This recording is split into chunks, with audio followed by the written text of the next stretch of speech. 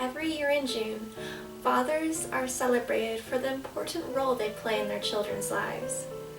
Father's Day did not come first, though, but was preluded by Mother's Day that was first introduced in 1908. One woman by the name of Sonora Dodd wanted to celebrate her father and started the idea of Father's Day.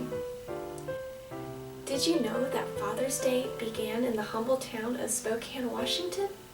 This is Kayla Gilmore, and you are watching Did You Know in History.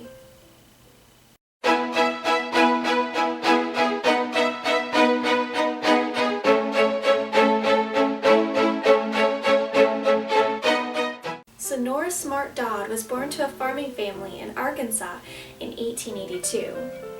Her father, William Jackson Smart, was an American Civil War veteran. When she was 5 years old, her family moved to Spokane, Washington.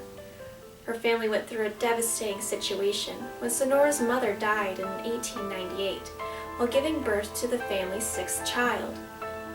William Smart and Sonora, who was 16 at the time, were left to raise the young boys on their own.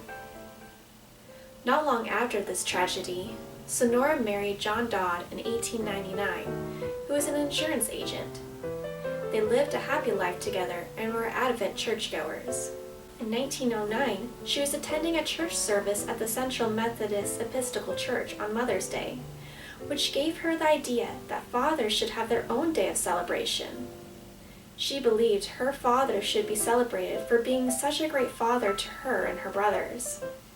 She first suggested the idea to her pastor and the local YMCA, and eventually began petitioning for a Father's Day to the Spokane Ministerial Association. In her petition, she stated, "The beautiful custom of Mother's Day suggests the question, why not a Father's Day?" This question is further emphasized by the celebration in our Sunday schools of Children's Day. A Father's Day would call attention to such constructive teachings from the pulpit, as it would naturally point out the father's place in the home, the training of children, the safeguarding of the marriage tie, the protection of womanhood and childhood. The meaning of this, whether in light of religion or patriotism, to need no argument in behalf of such a day.